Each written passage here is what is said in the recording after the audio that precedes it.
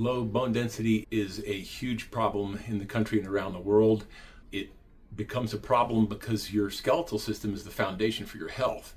So if your bone density is low, it causes you to change things that you love to do, things that are healthy for you to do, things that you want to do. So if you find out through a DEXA scan or otherwise that your bone density is low, we have members that are afraid to bend over and pick up their little dog. They're definitely afraid to pick up their grandkids. We live in a beautiful part of the country and people love to go hiking. And in many cases, we hear from them after receiving a diagnosis of osteoporosis or osteopenia, now they're afraid to go hiking. It tremendously affects the quality of your life because if your bone density is low, you're not going to be going to the gym moving much in the way of weights. It causes postural problems with your ligaments and tendons, increased pain in your joints, all sorts of things. Bone density can be caused by a lot of things, and in many cases it originates with your lifestyle and even more significantly the part of your lifestyle of your diet. So in many cases your diet is a big part of the problem.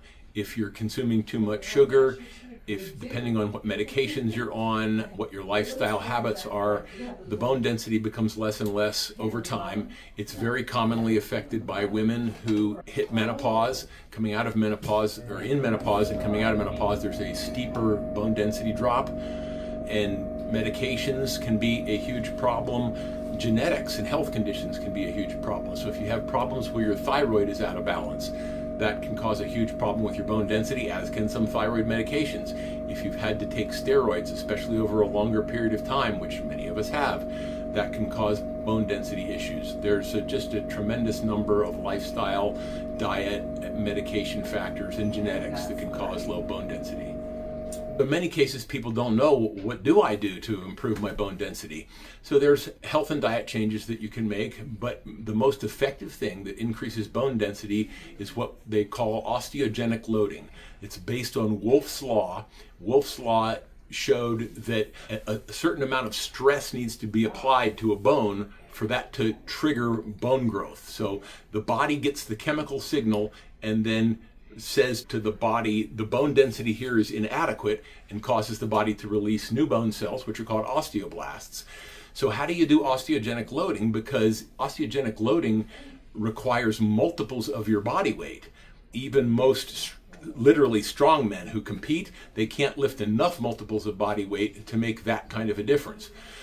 If you think about osteogenic loading, what we're doing is we're putting you in a strong spot to begin with. And then you're pushing and causing resistance. The machines actually don't do anything to you. The machines are simply, they know your personal information, they know your age, your weight, your sex. It's calculating how much pressure are you exerting and how close are you to enough multiples of body weight for that particular bone to increase itself in bone density. It's an amazing process. One way you can think about it is, most of us, even if we haven't been to the gym, we know what a bench press looks like. For a bench press, the most you can bench press is what you can get up off your chest. If I were to put your arms almost straight, but not quite, but in a very strong position, and then I was to balance or stabilize that bar, I could add on more weight, and you could hold it. Our system allows you to have that similar effect and do it safely. If this is something that makes sense to you, I actually own a center in Sedona. It's called OsteoStrong Sedona, and we offer osteogenic loading as one of our modalities for increasing your bone density.